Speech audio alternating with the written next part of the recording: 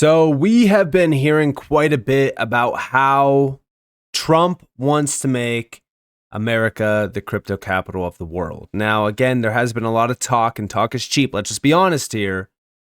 If we really want to see America become the crypto capital of the world, we need to push innovation forward. We need to start looking into US-based crypto companies, like, for example, Ripple. We look into Ripple initially because, again, they are the one that is in the middle of a battle with the SEC still, but one that has been extremely innovative since the dawn of crypto. And if we're thinking about that, this is also a crypto company that could help and push the US financial system forward years in terms of the tech behind it. But we actually have a lot to talk about in this video because it's not just about Trump and the US becoming, the crypto capital of the world. It's also about how Ripple is actually already doing this with the US. And I know that that's something that's been speculated on quite a bit, but in this video, I'm actually going to prove to you guys that Ripple is already working with some of the big players. That's right. Welcome to the channel, everyone. My name is Nick. For those that are new to the channel, hopefully by the end of this video, you do become a subscriber. Let's dive on in to this video clip here about Trump saying that he's committed to making America the crypto capital. Now, again, talk is cheap. We got to see some movement here, which I'll talk about here in a second. Points, and Bitcoin has set multiple all-time record highs because everyone knows that I'm committed to making America the crypto capital. We want to stay at the forefront of everything, and one of them is crypto, and Miami seems to be the center of the action, come to think of it, and maybe it'll stay there. So yeah, listen, we know that there's been a lot of great crypto innovation in the US, but the problem is that there's still a lot of obstacles in the way, and until they actually get cleared, and until we actually start backing these US-based crypto companies, the US won't be a crypto capital. So we actually need to have a lot of moves made before we could even say that, America will be a crypto capital. But outside of this post, we also have this one, which kind of continues on what Trump was saying, which, number one, he did sign an executive order to end Biden's war on Bitcoin and crypto. And he also did state that the war is over. Check it out. I've signed executive orders to keep the United States at the forefront of artificial intelligence and to end Joe Biden's war on Bitcoin and crypto. We ended that war totally. That war is over. They were very hostile toward them until the very end, just because there's so many people on Bitcoin and crypto that just before the end, the SEC came out and they were being very nice. I was so nice to people because so many people were being indicted for no reason whatsoever. Very political group of people. That's all they did was they liked indicting people, but they were being indicted, and many of those indictments were dropped just before the election because they said, wait a minute, there's 100 million, 125 million people using this, and they didn't want to have, all these people being voted against. But by the time they did that, it was too late. We had that vote entirely, I think. I think anybody smart that believed in that, and there are a lot of people believing it, anybody that was smart voted for Trump. And they pulled the indictments, and I see people that were indicted. I said, I saved your life. I saved your life. Because if they actually thought that I was doing it, they said, why is Trump doing it? Is he doing it for political reasons? I don't do anything for political reasons. I do what's right. I want to be in the forefront of every industry. Now, of course, yeah, there's a lot of additional talk tied to this, but if we really are thinking about what's going on here, we know that there's been a massive shift around the crypto market, specifically highlighting the regulatory shift, which I have been talking about for the last couple weeks because, we continue to see a lot more, positive moves being made regarding the regulatory side of things. In fact, we just saw this one recently, which is a huge victory actually for the entire space. We actually have here that the SEC Gov under Mark Ueda has voluntarily dismissed its appeal of the lawsuit challenging the SEC Gov's expansion of its dealer rule brought last April by Blockchain Association and Crypto Freedom Texas. The rule would have expanded the definition of a dealer to include high-frequency trading firms and certain crypto hedge funds, among others. It was seen by the industry as an indirect way of regulating crypto trading firms. Now, yeah, it definitely was. It was a huge, hit to the DeFi side of things as well. And this is actually a huge step in the right direction, like I said, around the regulatory side of things. And we actually have from the Blockchain Association, they're saying that today marks a complete victory for us and the broader industry in our lawsuit against the SEC over the dealer rule. The SEC voluntarily dismissed its appeal of the lawsuit over the dealer rule brought by us and Crypto Freedom Texas, which also, by the way, if we're thinking about, this appeal, what's the chances of the Ripple case being dismissed? I would say it's a very high percentage. But we actually have down here when they first, challenged the SEC's dealer rule back in April of last year. And then, of course, in short, the rule threatened to harm the burgeoning digital asset industry and stifle innovation.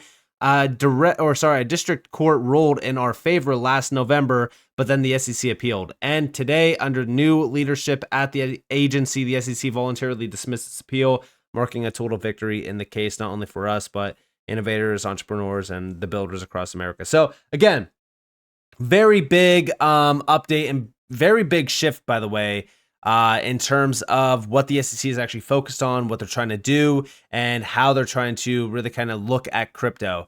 It's a completely different light, right? Compared to 2024 to now, completely different light. It's night and day.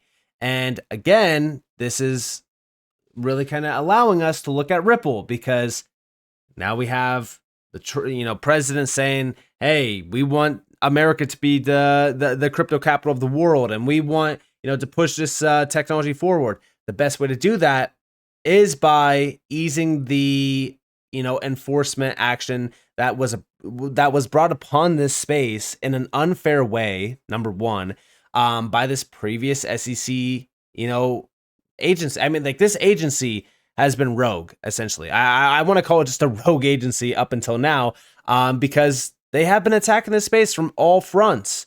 And if we think about that, we have now witnessed that shift. So enter Ripple, okay? If the Ripple case does get completely dismissed, which in my opinion it will, what's next? Well, let's look into a few things. Number one, there was recently a meeting, a conference, if you will, and James Wallace, who's the VP Global Financial Institutions at Ripple, was there talking about a few things.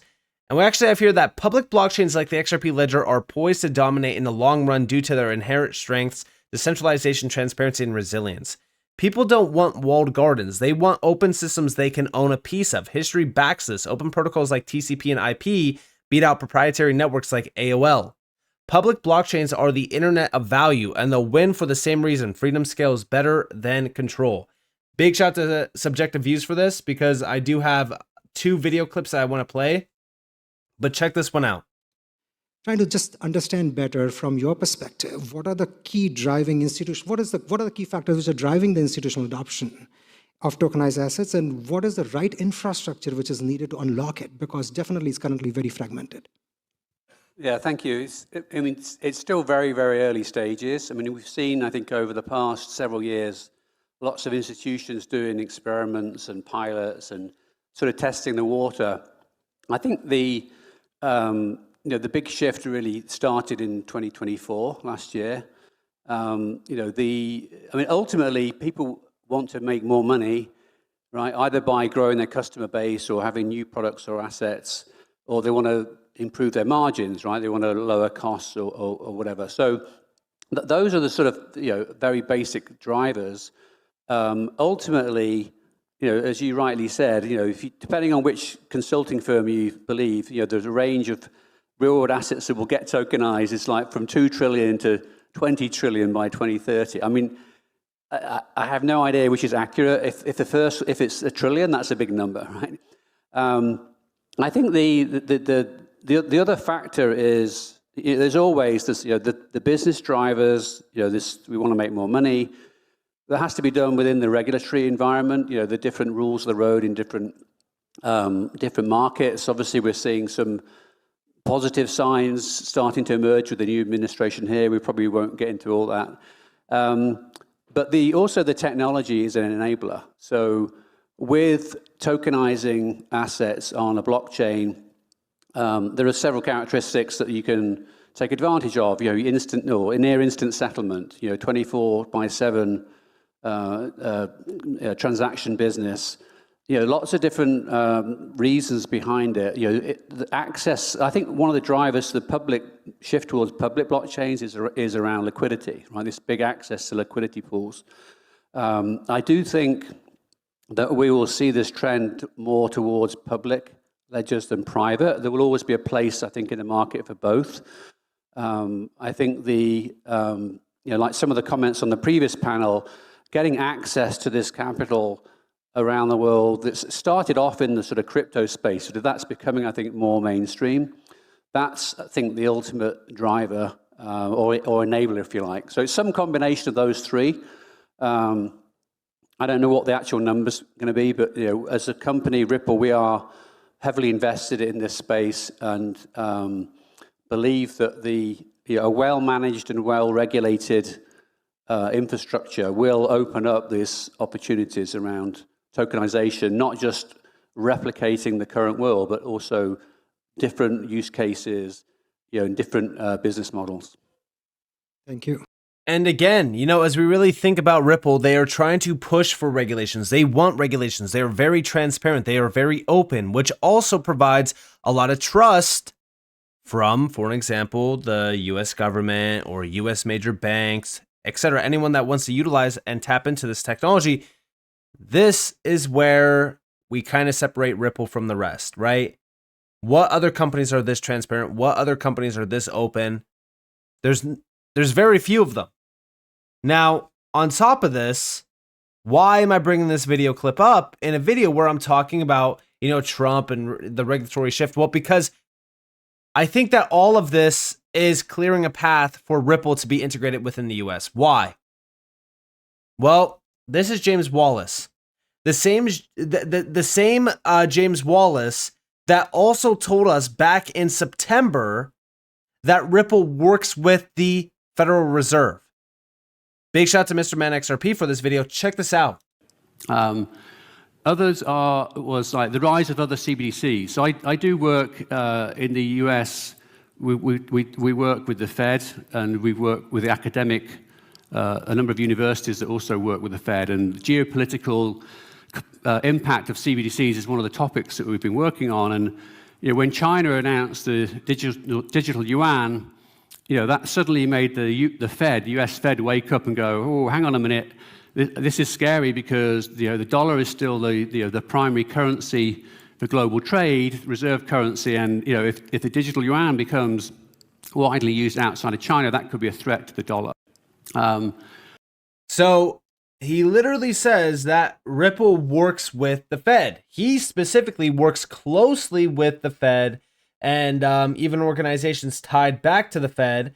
And this is a very interesting statement. It's also very interesting to note that James Wallace also stated that Ripple is working on stablecoins with reserves held in the central bank, one in the US, RLUSD, and the other in the UK. And then now what we're seeing emerging is stablecoins being issued by regulated entities. So I can't give you the names yet, but there's two projects we're working on, one in the UK and one in the US, working with banks that are regulated who will be issuing stablecoins, and the reserves will likely to be held at a central bank in a central bank account. So very different from the algorithmic stablecoin. And then when we think about the moves that they've been recently making, for an example, let's go to the Brazil stablecoin. That one is actually going to be tapped in with the Central Bank of Brazil. Let's go over here. Ripple has worked with the Federal Reserve through task forces, research, and conferences focusing on improving payment systems with blockchain technology. If the feds are going to trust the private sector to develop the evolution of the US dollar, it's going to be Ripple. Now, you might say, this is ridiculous, right? It's not going to happen. Guys, think about all of the organizations tied back to the Fed. We talk about the Faster Payments Council, for an example. The U.S. Faster Payments Council is directly tied back to the Fed. In fact, that organization was brought in to fully focus on digitizing the Fed, essentially. Ripple, one of Ripple's employees, are actually on the board for that organization. Michael S. Barr is a previous board member of Ripple's. Check this out, though. Fed Governor Michael S. Barr on stablecoins and CBDCs. Dollar-based stablecoins really borrow the trust of the Federal Reserve. It would be good for us to have a stablecoin arrangement in the United States. I was very encouraged by the process of bipartisanship, and I hope that it continues and we can continue to offer our expertise in that process. Check this out. We'll make our way back. Thank you very much. Rebecca Patterson. I'm a senior fellow here at CFR. There's so many questions I'd like to ask, but I'd like to stay in the supervisory part of your world. President Trump is encouraging development of stablecoins to have a digital dollar that could circulate globally, provide a new source or greater source of demand for U.S. treasuries at a time when our supply is increasing. What type of, do you think we will have the regulatory framework we need around stablecoins that will make them truly stable? Tether, for example, right now about 15% of its reserves are not treasury or cash-like securities. And do you think it's necessary for us to prevent further research on a central bank digital currency at the same time? That's what President Trump has said in his executive order, that that research is basically done. So on the first, we don't currently have any stablecoin regulatory arrangement at all. And it would be good for us to have a stablecoin arrangement in the United States. The Federal Reserve has been working at the request of Congress for many years now to try and develop a consensus framework in the United States that we could support. We'll continue to work on that. There was a lot of effort made on a bipartisan basis over the last 3 years or more to develop that kind of consensus approach for stablecoin legislation.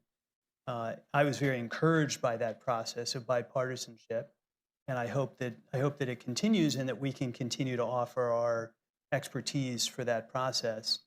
You know, stablecoins, dollar-based stablecoins, really, borrow the trust of the Federal Reserve, and so it's absolutely essential for us that there be meaningful regulation and supervision of stablecoin issuers, and I would very strongly support that.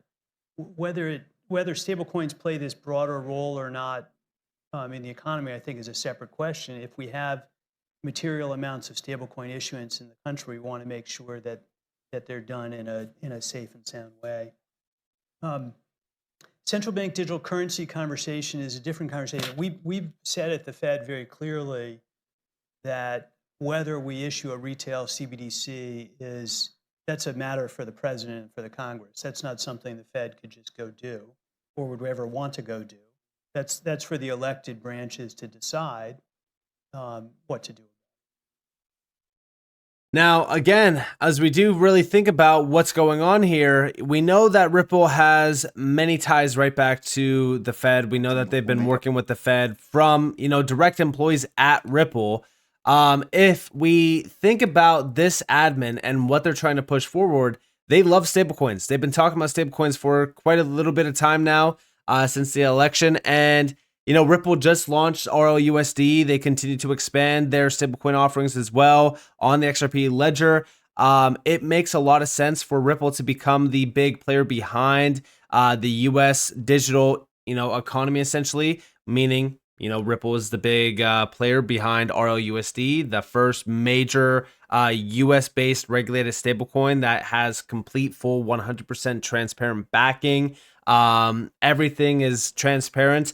It makes a lot of sense for the US government to basically say, hey, we want to work with Ripple. We're going to tap into Ripple. We're going to utilize their products. We're going to utilize the XRP ledger because, again, every single one of these connections really kind of ties right back to Ripple. I mean, all of the meetings recently that we've been talking about, what we've been hearing about with the, potential, partnerships that Ripple has as well with some of the major banks now that The banks also have a green light within crypto. It makes so much sense because a lot of the work that would take years to actually develop is already done on Ripple's side. So what really is there left to do? Well, integrate, adopt, utilize. It's as simple as that. But I think that it's crazy when we hear individuals from Ripple like James Wallace talk about what's happening here when they already told us, like, hey, we're working with the Fed. I mean, think about it. FedNow it's basically a foundation to connect to these types of technologies, plug and play API-based technologies like, for an example, Ripple payments. Everything is already in place. We just need the green light, basically. That's it. And it feels like we're getting one step closer every single day with this new SEC that is clearly now shifting its focus on how can we undo everything that the previous SEC did and really kind of push this space forward. And I think that that's exactly what's happening now. So with that being said, I hope that you guys enjoyed this video. If you guys definitely leave a like, subscribe, turn notifications on because more free content. You guys are more than welcome to follow me on Twitter and join the free Discord in the description below. And with that being said, guys, it's been Nick. Thanks for watching. Peace out.